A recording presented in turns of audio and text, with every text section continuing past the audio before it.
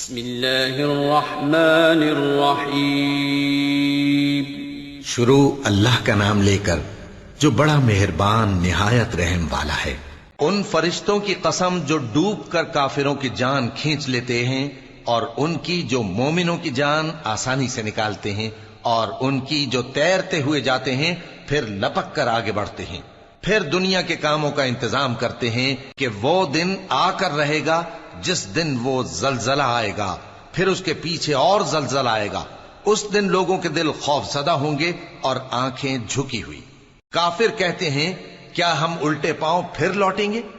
بھلا جب ہم کھوکھلی ہڈیاں ہو جائیں گے تو پھر زندہ کیے جائیں گے؟ کہتے ہیں کہ یہ لوٹنا تو سراسر نقصان کا لوٹنا ہوگا۔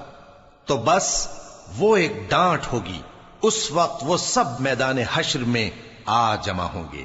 بھلا تم کو موسیٰ کی حکایت پہنچی ہے جب ان کے پروردگار نے ان کو پاک میدان یعنی طویٰ میں پکارا اور حکم دیا کہ فرعون کے پاس جاؤ کہ وہ سرکش ہو رہا ہے، پھر اس سے کہو کہ کیا تو چاہتا ہے کہ پاک ہو جائے اور میں تجھے تیرے پروردگار کا رستہ بتاؤں تاکہ تجھ کو خوف پیدا ہو؟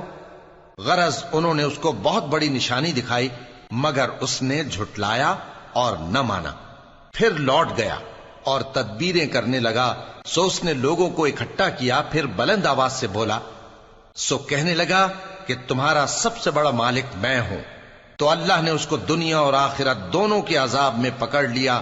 جو شخص اللہ سے ڈر رکھتا ہے اس کے لیے اس قصے میں عبرت ہے۔ بھلا تمہارا بنانا مشکل ہے یا آسمان کا؟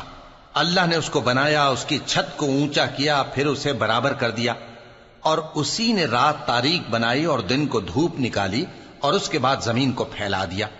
اسی نے زمین میں سے اس کا پانی نکالا اور چارہ اگایا اور اس پر پہاڑوں کا بوجھ رکھ دیا۔ یہ سب کچھ تمہارے اور تمہارے مویشیوں کے فائدے کے لیے کیا۔ پھر جب وہ بہت بڑی آفت آئے گی اس دن انسان جو محنت وہ کرتا رہا یاد کرے گا، اور دوزخ دیکھنے والے کے سامنے لا کر رکھ دی جائے گی۔